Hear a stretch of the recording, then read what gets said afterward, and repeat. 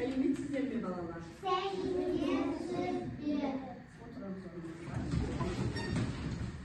Балалар, бізде бүгін қандай сабақ жазып? Әліпби. Жарайсыңдар, әліпби сабағы. Әліпбиді бізде не үйренеміз балалар? Дыбыстар мен әріпдер. Дыбыстар мен дыбыс дегеніміз не? Дыбыс дегеніміз құлақпен естіліп, ауызбен айтамыз. Жарайсыңдар, әріпшет. Көзбен көреміз, қолмен жазамыз. Жарайсыңдар, керемет. Біз өткен сабақта қандай дыбыс өттік?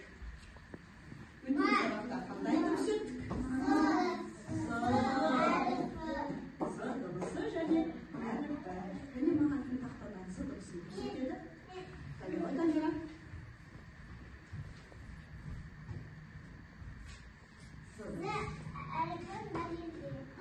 З әріпі және з дыбысы деп айтамыз. З әріпі.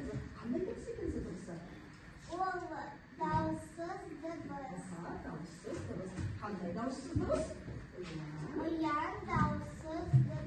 Керемет, жарайсың. Орнауға алып. Ал балалар, бізде мына жерде з дыбысының басқа түрі және з дыбысының шығарма түрімен таныстырғанбыз, иә? Дәптерімізге жазып бердік па?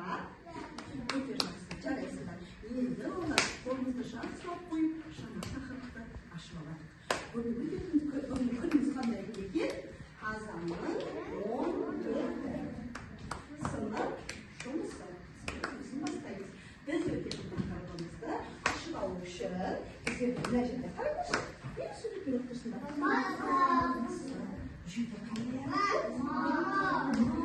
дыбысы жоқ. Олай болса бүгінгі өтетін салда әркіміз дыбысымыз қандай дыбыс екен? Дыбысы. Дыбысынан келетін сөздер білесіз бе? Маса. Және мама. Өте жақсы ананың орысшасы. Және өздеріңіз білетін сөздеріңіз бар ма? Алма дегеннің қай жерінде тұр? Ортасында тұр, иә? Жарайсыңдар. Мінекей балалар. Маса, мама. Жарайсыңдар. Мінекей балалар. Бүгінгі өтетін дыбысымыз біздің м дыбысы. Енді қараңдар, біз м дыбысын алдыменен біздер бүгінгі күнде өтіп жүрген әріптеріміздің соңынан жалғастырып алайық. Бүгінгі өтетін дыбысымыз м дыбысы екен. Және ақырын өткен дыбыстарды айтып еске салып алайық.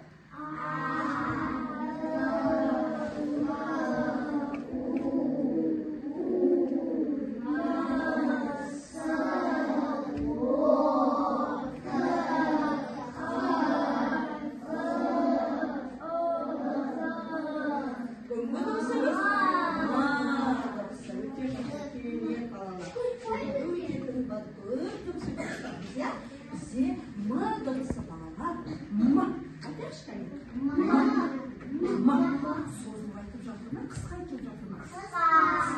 Қандай дыбыс екен сонда? Дауыссыз дыбыс. Керемет, жарайсыңдар. Біз созылып айтылмаған дыбыстарды қандай дыбыс деп едік? Дауыссыз дыбыс. Өте жақсы. Енді біздер дауыссыз дыбыстың үйлеріміз бар еді.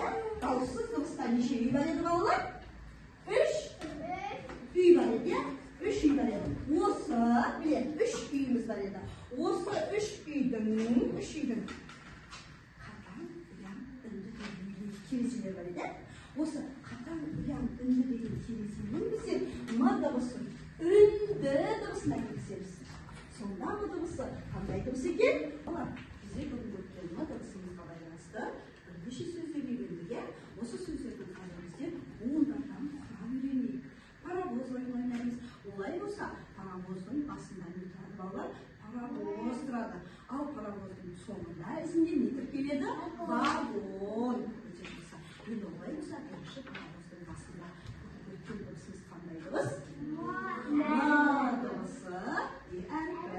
Және олай болса, Каусар, м дыбысын паровоздың басында жасайық. Жәнекей?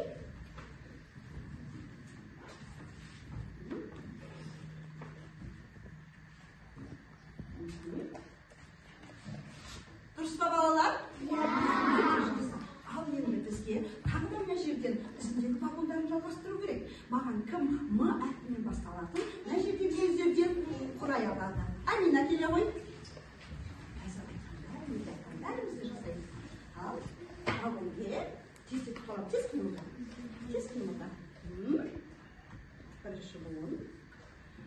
Жақсылап көмектесейін. Ал екінші буын. Енді балаларға қарап. Не деген сөз шықты? Мата. Өте жақсы. Қараңдар. Дұрыс тұрады ма? Вагон деген паровоздың қай жағында тұрады? Соңында тұрады. Мінекей. Осылай жалғасады. Кімнің қолындағы, Аминаның қолындағы не деген сөз болды? Өте жақсы. Және мына жерде менде сөздер бар. Және кім құрай алады? Мына жердегілерден. Кәне Айли. Кәне вагон ұстап ал. Мына жерден өзің. Дұрыс, біріншіне қой. Дұрыс. Енді. Не деген сөз құрадың? Не деген сөз құрадың? Дұрыс қатты еттен сонда. Өте жақсы. Енді сен Аминаның ар жағына келе қой. Ал Айлин не деген сөз құрады? Өте жақсы. Және мене кім сөз құрай алады? Мына жерде тездетіп қой. Дамира келе қой. Кәне, мына жерден вагонды ал, керекті әріптерді, буындарды алып құрастырамыз. Енді оның үстіне қандай не қойсақ болады екен? Буын қойсақ болады екен? Жабыстырамыз.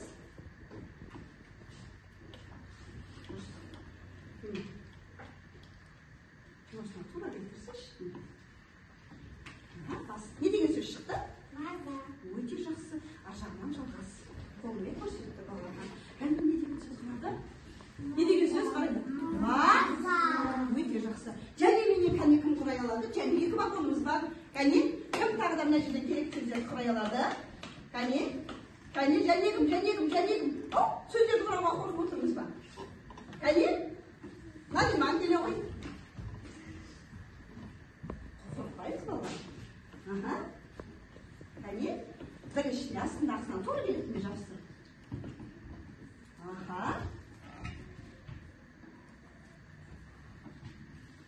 Жақсы ма көр? Не деген сөз шықты? Не деген сөз шықты? Не деген сөз шықты? Оқы сөзіңді оқы.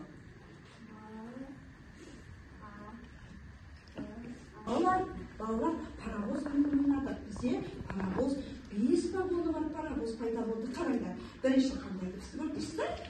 Айтамыз. Не деген сөз? Мата. Не деген сөз? Маса. Не деген сөз? Маза. Маза дегеніміз балалар. Көңіл күй деген сөз. Бұдан кейінгі. Мақта. Мық. Не деген сөз шықты? Мық дегеніміз жұмсақ деген мағынаны білдіреді. Өте жақсы керемет. Біз қазір бүгінгі сабақтан дұрысымызды болай болса, енді осы неміздің шаршауымызды шығарып, сергіп алу үшін, ойымыздан тұрып, миымыз жақсы жұмыс жасау үшін нейрожаттығын жасап аламыз. Кәне балалар, біз ойымыздан тұрайық.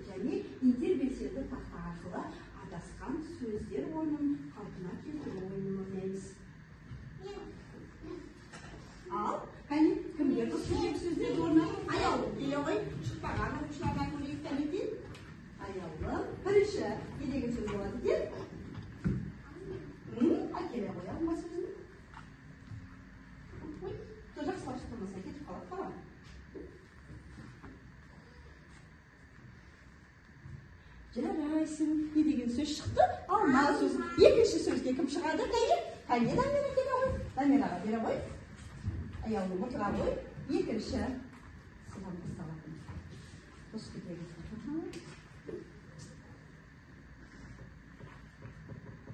Жарайсың, не деген сөз шығарды?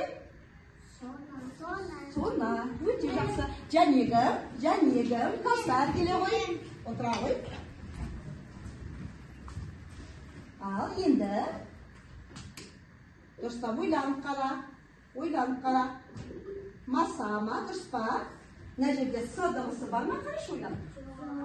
Жоқ, олай болса орнына апарып тастаймыз. Бізге ол сөз керек Кәусар. Қайсысы керек екен? Ойланып қара. Не деген сөз шықты Кәусар? Өте жақсы, жарайсың. Енді одан кейінгі сөзді. Ал менде Жасмина келе қойсын көрейік, тездетіп келе қой. Одан кейінгі шапағат дайындалып отыр, жарай ма? Одан кейінгі шапағат шығады кәне? Тездетіп. Жарайсың. Тамаша. Не деген сөз шықты балалар? Ман сөз шықты, отыра ғой. Кәне? Шапағат. Енді ең соңындағы қалған сөз бізге белгілі. Не деген сөз екен балалар? Маса. Не деген сөз шықты? Маса сөз шықты. Жарайсың, шапағат отыра. Ал енді балалар, біз осы тегі сөздерді қойып болдық. Осы сөздердің дұрыс немесе қателік екендігі үшін бәріміз тақтаға қараймыз. Дұрыс екен балалар сөзіміз? Барлығына бізде құс тұмсық қойылды. Өте жақсы, қолымызды дамытамыз. Бүгінгі дыбысына байланысты сабағымызды енді қорытындылаймыз. Сабақты қорыта келе, бүгінгі буындардан қазір сөздер оқимыз. Әнекей, бірінші екі буыннан сөзді кім оқиды? Аяулым келе ғой.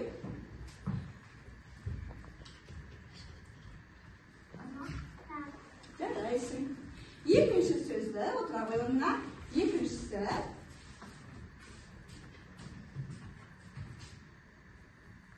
Ал, айтамын.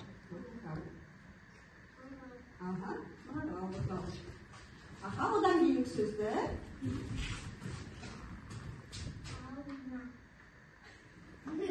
Бірінші. Маса. Не деген сөз шықты? Маса. Кәне, одан кейінгісі. Налима келе қойшы.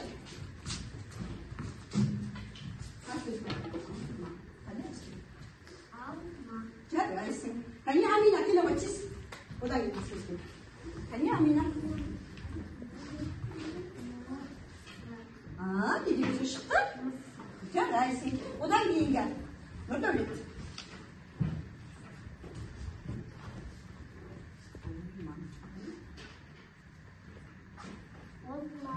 Орман, молодец. Керемет.